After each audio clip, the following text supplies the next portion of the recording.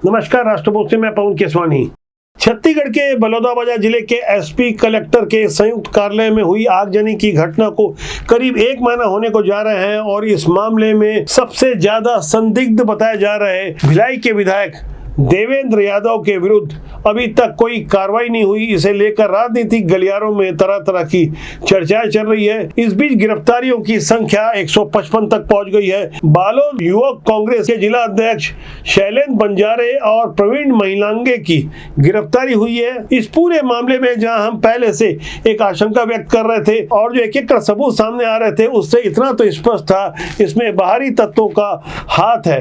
Bhim army के कई चेहरे सामने आए, अब युवक कांग्रेस के अलग अलग चेहरे सामने आ रहे हैं। बालोद से लेकर बलौदाबाजार तक पहुंचने वाले शैलेंद्र बंजारे के अलावा जिस प्रवीण महिलांगे की तस्वीर आप अपनी स्क्रीन में देख रहे हैं, इसे सीसीटीवी कैमरे में लैपटॉप चोरी करते हुए देखा गया है। पुलिस ने लैपटॉप के अलावा मोबाइल और हार्ड डिस्क चोरी करने वाले कई फुटेज बरामद किए हैं। जिस तरह से हाई क्लास की तकनीकी का इस्तेमाल किया जा रहा है, कड़िया से कड़िया जोड़ी जा रही है। मौके पर मौजूद लोगों की पहली गिरफ्तारी के बाद उन लोगों की गिरफ्तारी होगी जो आग लगाकर वहां से फरार हो गए। देवेंद्र यादव के बारे में सरकार के दो जिम्मेदार मंत्रियों में घटना के अगले ही दिन यानी 11 जून को दयालदास बघेल ने साफ तौर पर देवेंद्र यादव का नाम लिया था और एक बड़ा प्रश्नवाचक निशान लगाया था कि भिलाई से 130 किलोमीटर दूर जाकर देवेंद्र यादव सतनामी समाज के उस कार्यक्रम में क्या कर रहे थे, जबकि आसपास कई और कांग्रेस के निर्वाचित विधायक थे। ऐसे माहौल में देवेंद्र यादव का क्या काम और देवेंद्र यादव के आसपास जो लोग आपको नजर आ रहे हैं उनकी तस्वीर दयालदास बघेल दिखा रहे थे। सरकार की इस एक जिम्मेदार मंत्री के बाद दूसरे जिम्मेदार मंत्री टंकराम वर्मा ने भी साफ तौर पर देवेंद्र यादव का ही नाम लिया था और कांग्रेस को इस साजिश में संलिप्त बताया था। इस विषय पर हमने पहले भी कई वीडियो बनाए हैं। लोग हमसे भी प्रश्न पूछ रहे हैं और सिस्टम से भी प्रश्न पूछ रहे हैं कि आखिर देवेंद्र यादव की गिरफ्तारी कब होगी। इसका शुरुआती उत्तर हमें जो मिला है वह यह है कि फिलहाल मौके पर मौजूद लोगों की भूमिका तय की जा रही है और जो लोग मौके पर मौजूद नहीं थे यानी साजिश में शामिल थे उनकी भी गिरफ्तारी होगी। कोई सफेद पोश बच नहीं पाएगा, ऐसा बयान गृह मंत्री विजय शर्मा भी दे चुके हैं। बाहरी तत्व नहीं, हमको तो और भी कुछ पता है जी, और भी कुछ पता है। कौन कौन क्या क्या किए हैं वो सब कुछ पता है भैया। यहाँ से कितने लोग गए थे, कौन कौन गए थे दुर्ग से, यह भी पता है। तो भैया ये है कि ऐसे नहीं राजनीति की जाती है अपने ही लोगों को खत्म करके। 10 जून 2024 को जब एक घटना हुई तब रात को ही विजय शर्मा मौके पर मुआयना करने पहुंचे। मुख्यमंत्री विष्णुदेव साय ने सख्त कार्रवाई के आदेश दिए। तब से लेकर सरकार अलर्ट मोड पे है। यहाँ गौर करने वाली बात यह है कि जिस 15-16 मई की दरमियानी रात बागिन गुफा, जिसे अमर गुफा भी कहा जाता है, वहां जैद खम के साथ जिन लोगों ने तोड़फोड़ की, उस मामले में 9 जून को न्यायिक जांच के आदेश दे दिए थे। बावजूद इसके अगले ही दिन बलौदाबाजार में जिस तरह से एसपी कलेक्टर कार्यालय में आगजनी हुई, पेट्रोल बम और अन्य असलहा हथियारों का इस्तेमाल किया गया, वो भारत में ऐसा कहीं नहीं हुआ। बड़े बड़े आंदोलनों के बावजूद एसपी कलेक्टर के कार्यालय नहीं जलाए गए। इस मामले में बीती 29 जून को ही 3 बड़ी गिरफ्तारियां की गई है। आपके स्क्रीन में नजर आ रहे हैं भीम आर्मी के प्रदेश उपाध्यक्ष दिनेश आजाद, प्रदेश महासचिव राम स्वरूप महिलांगे और एक और आरोपी जिसे पुलिस ने गिरफ्तार किया है। इन गिरफ्तारियों के एक दिन पहले यानी 28 जून को छत्तीसगढ़ के मुख्य सचिव अमिताभ जैन और पुलिस महानिदेशक अशोक जुनेजा ने बलौदाबाजार पहुंचकर जायजा लिया था।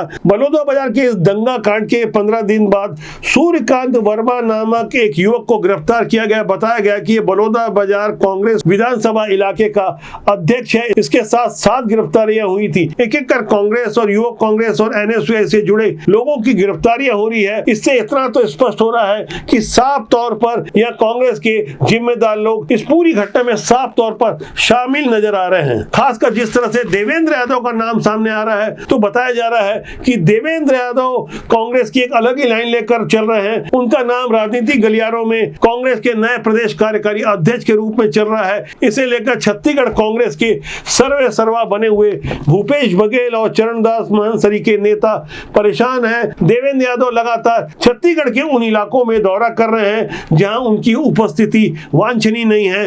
बावजूद इसके पार्टी आला कमान से मिले हुए निर्देश और संकेतों के अनुसार देवेंद्र यादव अपनी जमीन तैयार करने में लगे हुए। जिन हालातों में भूपेश बघेल के विरोध के बावजूद उन्हें बिलासपुर से कांग्रेस का लोकसभा प्रत्याशी बनाया गया, ऐसे प्रतिकूल माहौल के बावजूद राहुल गांधी उनके लिए आम सभा करने आते हैं। यानी कुल मिला के कांग्रेस के अंदर खाने छत्तीसगढ़ में जिस तरह का घमासान मचा हुआ है, वहां गौर करने वाली बात यह है कि देवेंद्र यादव के बचाव में अभी तक भूपेश बघेल या किसी वरिष्ठ कांग्रेसी का एक बयान तक सामने नहीं आया, जबकि भारतीय जनता पार्टी के दो जिम्मेदार मंत्री साफ तौर पर देवेंद्र यादव और कांग्रेस का नाम ले रहे हैं। इस पूरी घटना को, इस पूरी वारदात को हम सिलसिलेवार ढंग से समझने की कोशिश करें तो बीती 16 और 15 मई की दरमियानी रात जब बागिन गुफा में स्थित जैत खाम पर तोड़फोड़ की गई, ये इलाका सतनामी समुदाय के धार्मिक स्थल गिरौदपुरी धाम से करीब 5 किलोमीटर मानाकोनी स्थित बस्ती में है। 17 मई को पुलिस ने मामला दर्ज किया और 19 मई को मानाकोनी बस्ती में समाज के लोगों ने आरोपियों की गिरफ्तारी को लेकर चक्का जाम किया था। इस दौरान समाज के गुरु और पूर्व मंत्री